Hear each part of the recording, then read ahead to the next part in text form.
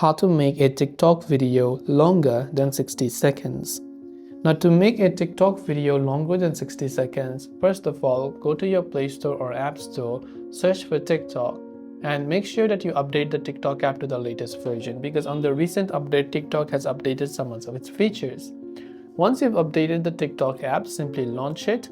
And what you have to do is, now if I tap the plus icon from the bottom, so previously we had only few options like 50 seconds and 60 seconds, like 15 and 60 seconds, but now TikTok will allow you to upload up to 10-minute long form videos. So you can see a 10-minute timer, which you can simply choose to record a video if you want to, or upload one of the videos from your gallery based on whatever is your need.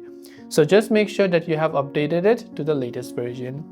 And this way you can make a longer TikTok video, more than 60 seconds. Hope this video helped you out. If you have any questions, feel free to leave them down. Thanks for watching and see you in the next video.